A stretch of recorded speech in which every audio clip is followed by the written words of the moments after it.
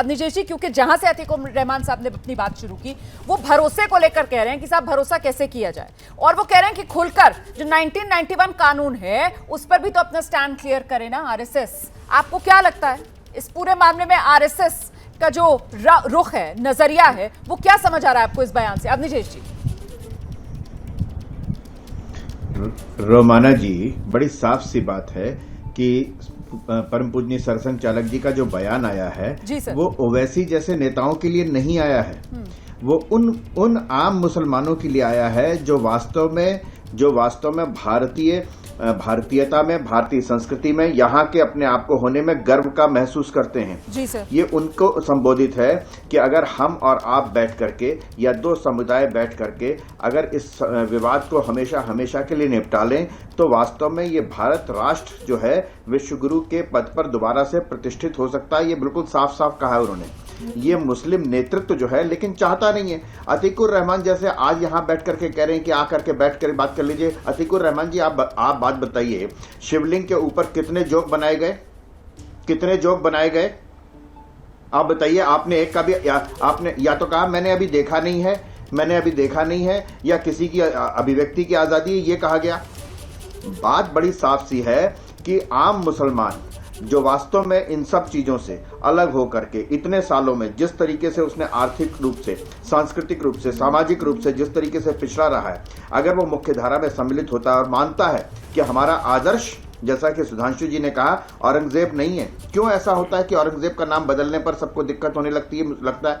ये हिंदू मुसलमान का चक्कर नहीं है। ये सवाल इस बात का है, सही कहा कि आप दारा शिकोह के नाम पर यहां पर कोई नहीं होगा, लेकिन औरंगाबाद होगा। औरंगाबाद का नाम अगर बदला जाएगा, औरंगजेब रोड का नाम बदला जाएगा तो मुसलमानों को दिक्कत होगी। ये क्यों दिक्कत होती है? आप जाकर के देखिए ना, एक बार जाइए गुरुद्वारा शीशगंज साहब में, आपको मालूम चलेगा कि औरंगजेब क्या प्रमुख की तरफ से जो बात कही गई, उन्होंने बहुत क्लियरली ये बात कही कि साहब इतिहास में जो हुआ उसे हम बदल नहीं सकते, और वो जो तब हुआ वो ना आज के हिंदू ने किया, ना उससे आज के मुसलमान का कोई लेना देना। लेकिन आपने अभी जो बात कही, मुझे लगता है प्रोफेसर जुनैद हारिस को आना चाहिए कि आखिरकार ये ऐसी स्थिति बन क्यों गई है, जिस बात का जिक्र अब निजेश अवस्थी जी भी कर रहे थे कि साहब शिवलिंग को लेकर किस तरीके के मजाक उड़ाए जा रहे हैं। अच्छा, उसमें हमने देखा कि प्रोफेसर रतन लाल जो दिल्ली यूनिवर्सिटी के एक प्रोफेसर भी हैं, बाकायदा उन पर पुलिस का एक्शन भी हुआ, बाद में उनको उस मामले में जमानत भी मिली, और इसी तरीके से जो मुस्लिम धर्म है उसको लेकर भी दूसरी तरफ से आपत्तिजनक बयान दिए गए।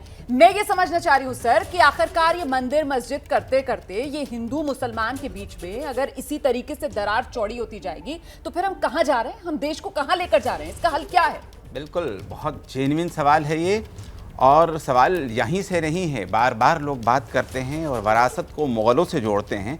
वरासत हम कह तो सकते हैं कि लाल किला और ताजमहल मुग़लों की है, लेकिन ये जानना चाहिए कि इबादत गाह किसी की वरासत नहीं होती है। और वरासत में हम तो ये कहते हैं कि 30% शिवाजी की फौज में मुसलमान थे। अब सवाल ये पैदा होता है उनकी वरासत कहाँ जा रही है? ज्ञानवापी को उनकी वरासत क्यों नहीं मान लेते हैं कि इबादत गाह है? इबादत गाह के तौर पर देखा जाए, उसको हिंदू मुस्लिम बना करके हम क्यों देखते हैं? रतन लाल को हम गिरफ्तार करते हैं और नुपुर शर्मा को छोड़ देते हैं, तभी प्रॉब्लम होती है। मैं समझता हूं कि अगर चीज़ों को एक तरह से देखा जाए और समझा जाए तो प्रॉब्लम नहीं होगी। मैं बार बार कहता हूं किसी धर्म का मजाक नहीं उड़ाया जा सकता है, और संविधान जो कहता है सर्वश्रेष्ठ मान करके, सर्वप्रथम मान करके, सबसे ऊंचा समझ करके बात उसकी होनी चाहिए।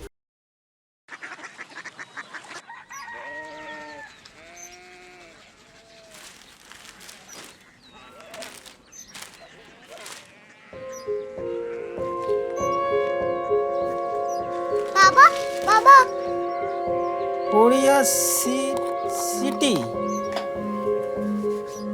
जानी ना?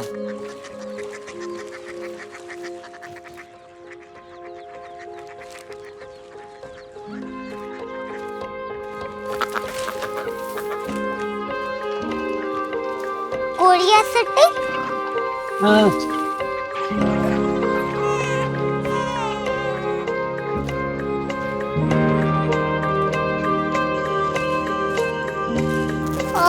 कोरिया सिटी कहाँ पे है? शहर अंग्रेजी लगे हैं।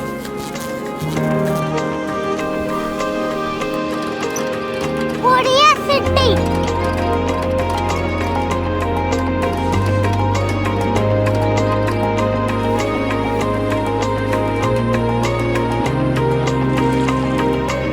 बहुत दूर है।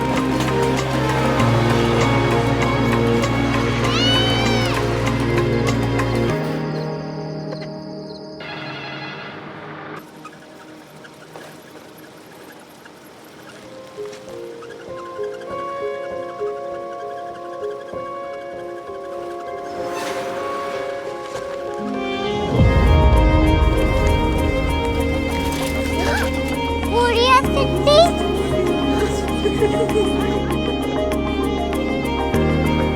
दुनिया को बोलना नहीं, कुछ लोग बड़े होते हैं। कोरिया सिटी कहाँ है? प्रोफेसर साहब को पता होगा। हो, ये छोटा वाला ग्लोब लगता है और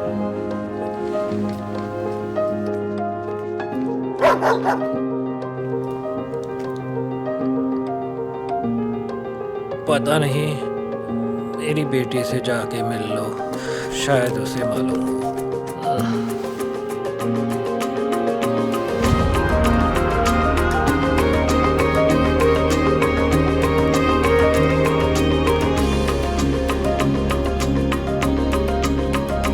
हाय,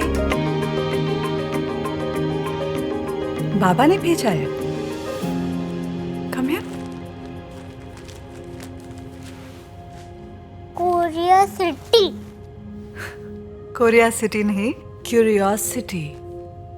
वो क्या? That's what brought you here? जो तुम्हें यहाँ तक ले आया। क्यूरियोसिटी।